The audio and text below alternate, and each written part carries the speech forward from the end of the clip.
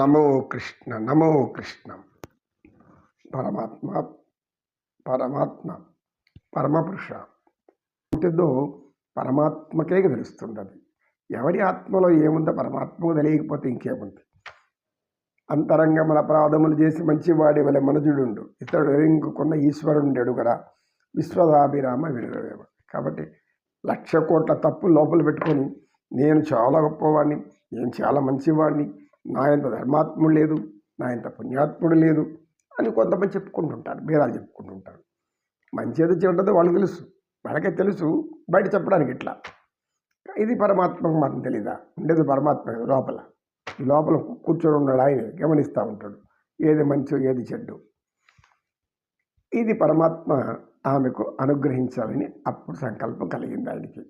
సరిగా వెళ్ళి కుబ్జా సుందరీమణి అని అంటాడు. ఆమె సుందరీమణి గానే కాస్త స్థానం అయిపోతుంది.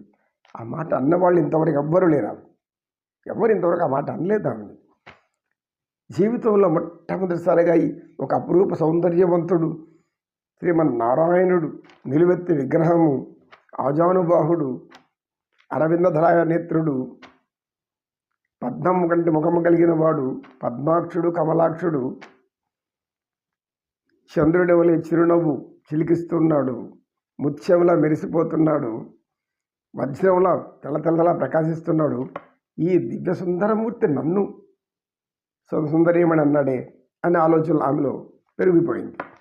అయితే పరమాత్మ ఏం చేశాడు? ఆమెకు పుణ్య పాపం కాలం తగ్గిపోయింది, ఆమె చేసిన కర్మలన్నీ తొలగిపోయాయి. ఇప్పుడు మంచి కర్మ ఏదో ఆమెని వెనక్కి వచ్చేసింది, ఆమెను పట్టుకుంది ఇప్పుడు ఆ కర్మ. ఎప్పుడైతే మంచి ఫలితం మంచి కర్మలో అనేది వస్తుందో అప్పుడు మంచి ఫలితాలు ప్రారంభమవుతాయి. ఇది ఒక మానసికమైనటువంటి సమస్య, మానసిక సూత్రం కూడా ఇక్కడ పరమాత్మ మనకు తెలియజేస్తున్నాడు. మనసుకు సంబంధించినటువంటి ఒక విషయాన్ని తెలియజేస్తున్నాడు. కష్టాల్లో ఉండేవాళ్ళు ఎప్పుడు కూడా నేను కష్టాల్లో ఉండిపోవాల్సి వస్తుందేమో అని బాధపడుతుంటారు. తప్పు, అలా అనుకోకూడదు. ఎందుకంటే కష్టం వెనకాల సుఖం కూడా ఉంది అని ఆశతో ఉంటే నీ చేసిన పుణ్యం మీద నిన్ను మార్చవచ్చు, కాదు అనుకుంటే కాదు. ఈ విధంగా ఇప్పుడు ఈమెకు చేస్తున్న పుణ్యం ఇప్పుడు వచ్చింది, పాత కర్మ అంతా పోయిపోయింది. అంటే మీ సంచిత కర్మలు అయిపోయింది, ప్రారంధ కర్మలు కూడా వెళ్ళిపోయింది. ఇక ప్రారంధ కర్మలు ఇప్పుడు చేసినటువంటి కర్మల్లో ఆమెకు ఆ పుణ్యం మీద వచ్చింది కనుక పరమాత్మ అట్లా చేయి పెట్టి అలా గడ్డం కింద అలా పైకి లేపాడు. 2 అడుగులు పైకి లేచేసరికి బాగా వంగిపోయి గూని ఉండి వికారంగా ఉన్న ఆ స్త్రీ దివ్య తేజో సౌందర్యమూర్తిలాగా ప్రకాశిస్తుంది. అందచందాలకు చంద్రుడు కూడా సాటి రాడేమో అన్నంత విధంగా ఉంది ఆమె యొక్క సౌందర్య స్వరూపం. ఎప్పుడైతే ఇలాంటి సౌందర్యం వచ్చిందో, తమాషా ఇక్కడ మానవుల్లో ఇలాంటి ఆలోచనలు ఉంటాయి. ఇది కూడా మనం గ్రహించాలి. సహజంగా మానవ ప్రవృత్తి ఇలా ఉంటుంది. ప్రవృత్తి వేరు, వృత్తి వేరు. వృత్తి వేరు, ప్రవృత్తి వేరు. వృత్తి అంటే అది మనం నిత్యం చేసుకునేటువంటి కర్మ, అది కర్మలు. ప్రవృత్తి అనేది అలా కాదు, క్షణక్షణానికి మారిపోతుంటుంది మనసు. అంటే ఏమి, పరిస్థితులను బట్టి, మనుషులను బట్టి, ఇతరుల మాటలను బట్టి ఇవన్నిటికి ప్రవృత్తి మారుతూ ఉంటుంది. అంటే చర్యకు ప్రతిచర్య, every action there is reaction. So కాబట్టి ఈమె ఇంతకుముందు బాధపడుతూ ఉండింది, నన్ను ఎవరు పట్టించుకోలేదు, ఎవరు చూడలేదు, మన వాళ్ళు ఎవరు చూస్తారు, నైరాశలో నిర్వేదంలో ఆకారంలో ఉండిపోయింది ఆమె. ఎప్పుడైతే సౌందర్య స్వరూపంగా మారిపోయిందో ఆ దివ్య సౌందర్యం చూసుకొని మురిసిపోయింది, పరమానందం చెందింది. తెలివి కాదు ఆమెకి. వెంటనే శ్రీకృష్ణుడికి అవగరించుకోవడానికి వచ్చేసింది. ఆగమ్మా, ఆగు ఆగు, కాసేపు అక్కడే ఆగు, నేను సౌందర్యవతిగా మార్చింది నన్ను పట్టుకోమని కాదు అని పరమాత్ముడు నిలబడుకున్నాడు. వెంటనే దివ్యమోహనాకార, సుందరాకార, నాకు సౌందర్యాన్ని ఇచ్చావు, నాకు సౌందర్యాన్ని ఇచ్చావు కాబట్టి నన్ను కలుపుకో, నేను నీతో ఉండిపోతాను, నీతో వస్తాను, నీ ప్రేమ నాకు ఇవ్వు. ఎవరు అంత పుణ్యానికి ఏదో అంత అన్నం వేస్తే మీ ఇంట్లో వచ్చి కూర్చుంటాను, నన్ను ఒక అతిథిలాగా చూసుకుంటే ఎట్లా?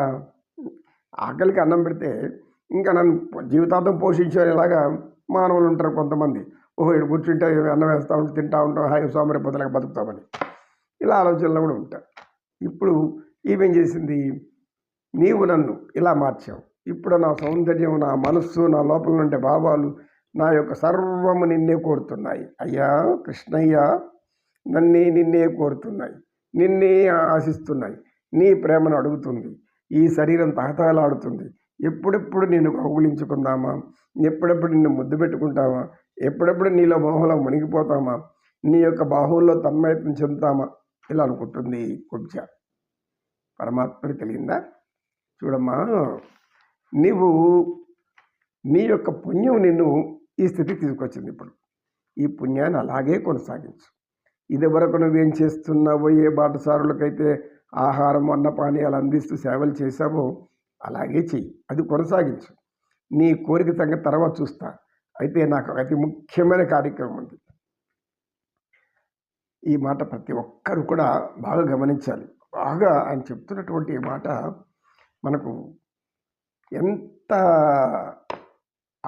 ఆనందం అనిపిస్తుంది, ఆశ్చర్యము, ఆనందము, ప్రమోదము మనకు ప్రశ్నార్థకంగా మారుతుంది, ప్రశ్నార్థకం అవుతుంది. ఏంటది?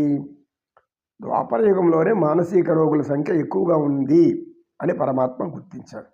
అందుకే మానవ అది తీసుకున్నాడు. ఆమెతో అంటాడు, కుబ్జతో ఈ మాట అంటాడు, కుబ్జ అమ్మా, నువ్వు సౌందర్యానికి మారినావు, నీ కోరిక తీరింది, రెండో కోరిక కోరావు, అది తర్వాత చూస్తాం. అయితే నాకు ఇప్పుడు చాలా అవసరమైన పనులు ఉన్నాయి. మా ఇద్దరి అన్నదమ్ములకి చాలా అవసరమైనటువంటి కార్యక్రమాలు ఈశ్వరుడు మాకు అప్పచెప్పి ఉన్నాడు. ఈ ఈశ్వరుని యొక్క కార్యక్రమాలను మేము చెయ్యాలి. ఏం కార్యక్రమాలంటే, ఈ మధురా నగరంలో అనేక మందిని మానసిక రోగం పట్టి పీడిస్తూ ఉంది. మానసికమైనటువంటి రోగాలు అనేకం పీడించబడుతున్నారు. మానసిక రోగుల సంఖ్య పెరుగుతూ ఉన్నారు. ఈ మధురా నగరంలో ఎవరు వాళ్ళు కూడా రాజులు, రాజవంశానికి చెందిన వారు, రాజుకి బంధువులు, రాజుకు సంబంధించిన వాళ్ళు.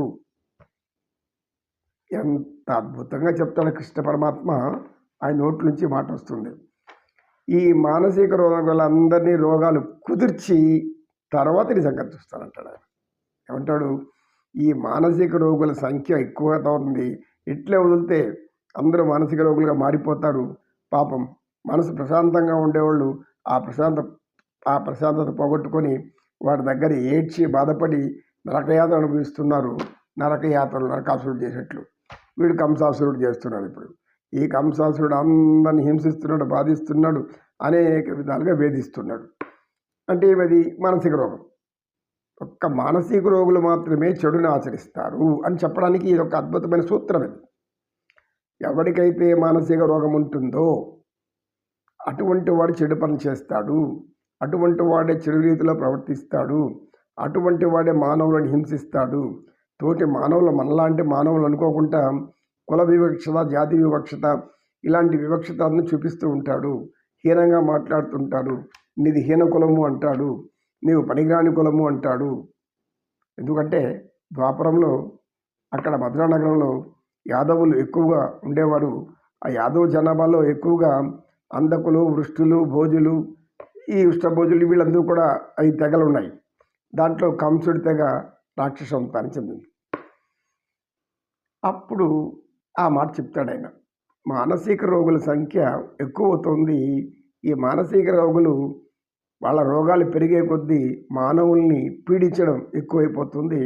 వీళ్ళ పీడ విరగడైతే మానసిక రోగుల సంఖ్య తగ్గిపోతుంది.